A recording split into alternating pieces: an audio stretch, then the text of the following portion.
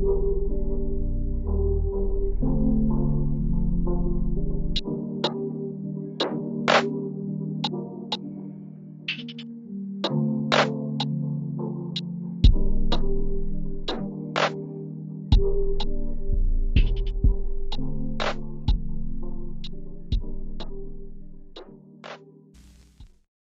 now to move just a few hours east, I want to talk a little bit about the Senators because I think they were clear winners over the last few weeks between the draft, free agency, some extensions they made. Then the standout name that came out of this week for them is Claude Giroux signing a 3-year, $6.5 million per year contract. They mean business this year. They are not holding back in terms of making themselves, or at least trying to make themselves a player in the Atlantic. And Claude Giroux provides a lot of value for them. Let's start with on the ice. You talked a lot about it in our trade deadline episode that he is one of the better two-way players in the league, even at this age of 34. He had a great season last year in terms of two-way play. I think that's going to help this young, inexperienced, and quite frankly lackluster defensively in terms of their defense. They've not been great. I think that will go a long way to solidifying some of their ability to play team defense. And I think just as important as his on-the-ice impact is going to be, his off-the-ice impact will be massive for this team. I had said that they're a young team. Last year, they were the third youngest team with average age of 25.8. I think his experience in the league, being in the league for over 15 years now, in and of itself is valuable. But being a captain in one of the bigger markets in the league like Philadelphia is also going to be beyond valuable, especially to Matthew Tkachuk, who is among the youngest captains in the league. Sorry, Brady Tkachuk, who's among the youngest captains in the league. To learn from a guy like Claude Giroux is going to be so important for him. I went through the roster last year. Tkachuk looked like he really didn't have anyone to lean on in terms of what we think of veterans. He had Austin Watson, who's, perennial third, fourth line guy. Mm-hmm. Connor Brown, who, we like Connor Brown, but he's not a big-time leader. Nick Holden, who's the oldest guy in the team, but doesn't really, jump out at you as a leader, a guy who's going to be able to add that veteran presence. Right, with all due respect to these guys, Claude Giroux is a different level of player and different level of leader. So I think on and off the ice, that is a huge, huge benefit for them. What do you think about this deal quickly before I continue? I mean, you hit the nail on the head. First and foremost, I mean, leadership. You're right. That not even including the fact that the team is on average young. There's no unbelievably good veteran there that they can lean on when push comes to shove. And Claude Giroux does have playoff experience. They played the Eastern Conference Finals, just Pittsburgh. Was it the second round of the conference finals? It was a second round for sure. It might have made the conference finals one year regardless. Yeah, regardless. He knows how to play in big series. I mean, not only that, Claude Giroux, I believe, was a point per game player this year on the Florida Panthers. It was still the dude puts up points. And I thought that if you were only going to sign him for 3 years, it would have been more than 6.5 AAV. And for a team that has the cap space, it's a win on the leadership front. It's a win on the AAV, and it's a win on the term. Absolutely.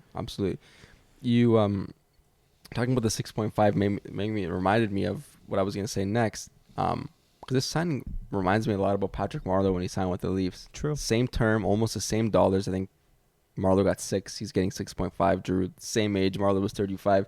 Giroux's 34. Young team with a lot of young and up-and-coming stars. You have a good and productive veteran coming in. I think the Marleau signing didn't really work out for the Leafs in the long run because they had to start paying guys. But I think if you ask any of those young players, Patrick Marleau had the biggest influence for sure of them. They were guys like Thornton and Spezza, but when Marner and Matthews were in their early 20s, 19, 20, 21, and Marleau was there, they were all best friends. I'm sure if we got them to speak, which maybe one day we will, they would go off about how much they loved having Marleau around. And I think Tkachuk, Norris, Stützle, Batherson are all going to say the same thing about Giroux. Without a doubt. I mean, we saw those Christmas pictures of Matthews and Marner having dinner at Marleau's house with his 6 kids. I mean, about 4 or 5, whatever it is. But yeah, not for nothing. These types of high profile leadership guys bring teams together. They're the glue. And now when you're paying a glue guy money and he's not only being the glue, he can get you a point per game. This trade is unbelievable. But for sure, one thing, now that we're on the topics of the Senators, I want to bring up something really quick. I'm seeing on my For You page on TikTok all of these TikToks about would you take the Sens top 6 versus the Oh, Leafs get top out 6? of here. Like, it's not even close. No. It's not even close. It is obviously the Toronto Maple Leafs. Yeah, Go talk about it. The Leafs have the 2 best players out of all 12 of those guys. Maybe the 2 best players in the Atlantic. Like, maybe. Yeah. I mean, listen. Let Sens fans have their moment. Let them, celebrate, and then when they're scraping for a playoff spot, we can return to this conversation. It's not even close. Austin Matthews is better than everyone in that top 6. Mitch Marner is the second best player out of both top 6s. Yeah. Like, sure, you'll give Brady Tkachuk the 3rd spot. He's better than our first line winger, like the Michael Bunting. But then on the second line, I'm still taking Nylander over Claude Giroux, I think. Yeah. I'm taking John Tavares over Stutzla, obviously. For sure. And then we'll give Kerfoot the loss to. Well, we haven't talked about him yet, but it's DeBrincat. Right? To DeBrincat. It's not even close. Yeah. I mean, listen, Sens fans are happy. I don't like the Sens, but, happy that at least they're trying to be relevant now. So there's a little bit of spice to the Battle of Ontario. But we mentioned DeBrincat. Let's quickly talk about that trade, because I was so impressed when they made that trade. This was before the Giroux signing. This was their first sort of moment of coming out party. We mean business. They got one of the best young goal scorers in the league. They didn't even have to give up any assets on their team. They just gave up the 7th pick in that past draft, which, granted, top 10 pick is a top 10 pick. But to give up a first, a second, and a third for a guy that good, they add an elite player without losing anybody on their roster. Combined with Giroux, their top 6 got transformed in the matter of 5 or 6 days, and he fits in perfectly with their young core. For sure. It's a great trade for them. Not only that, I'm sure the Alex DeBrincat trade made the Claude Giroux signing a lot easier to win him over. True. Right?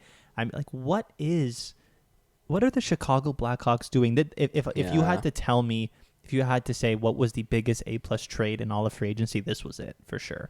And I think so. We'll let you break it down. But what I'll say is that, I don't know, am I crazy, or when you're trying to completely rebuild, is a 24-year-old, almost perennial 35 goal scorer who's on term at a cheap AAV not the cornerstone of a rebuild?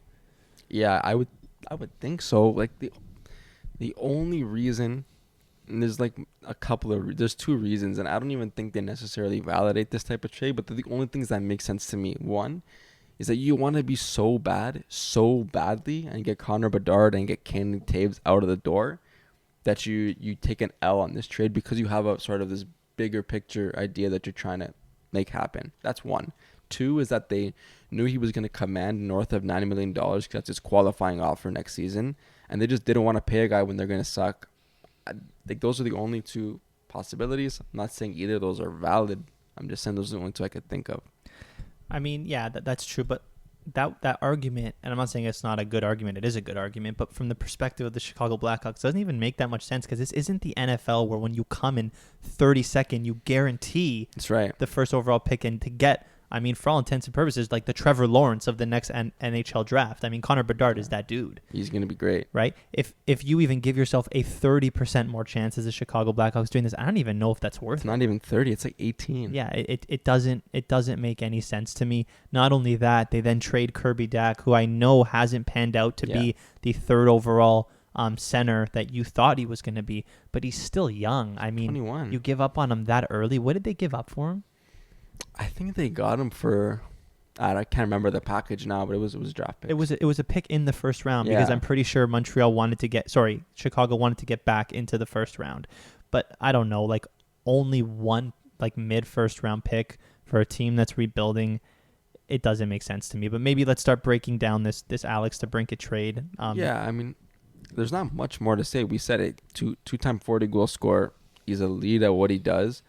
I think that for Ottawa, this trade has the potential to bite them in the butt, similar to what we talked about with Matthew Tkachuk, is that if he doesn't want to stick around, right? Of course, who the picks end up becoming and his performance are key factors about if they end up winning this trade. But I think more importantly is if he stays, he's going to command a lot of money. They've seemed willing to hand out big contracts recently, so maybe that's a sign of things to come. But if he doesn't want to stick around, there's only so much you can do. But if they can sign him and he plays the way we know he can play, that's a home run, slam dunk trade for them. I'm pretty sure on Twitter I saw that it's been leaked that there were no talks about him signing long term when they made that trade. Yeah, So, they're a bit of a gamble then. yeah, it is a big gamble. But I mean, once again, in a city that maybe not a lot of people want to play in because the arena is so far from downtown. They're getting a new one, Oh, thankfully. they are? Well, eventually. Like, I won't be done by the time he has to sign, but they're in talks to get one downtown. True. I mean, who knows what it is? I mean, even times we'll see that in order for your franchise to be extremely relevant towards attracting UFAs, you need to maybe overpay on the first UFA that you bring in, and maybe they'll have to do that on DeBrincat if he walks. Like we saw the Rangers do that with Panarin, and now look how great that they are. Maybe this was their Panarin-type move. I mean, I like the deal regardless. He's got 3 years, right? I think he's an RFA next year. It's next year? I think it's coming right up. Wow. Okay. I mean, then it's a gamble. I mean, objectively, as a Canadian hockey fan, I hope they're able to sign him. Yeah, for sure. And they did actually, though, sign an American. They signed Josh Norris to an 8-year, $7.95 million deal. I'm a pretty big fan of Josh Norris because he was on my fantasy team last year, so I followed him like, pretty closely. He was a bit of a beast in fantasy, if we're being honest. Mm-hmm. He's coming off of a great goal-scoring season. He had 35 goals in 66 games. That's over 40 in an 82-game season. Wow.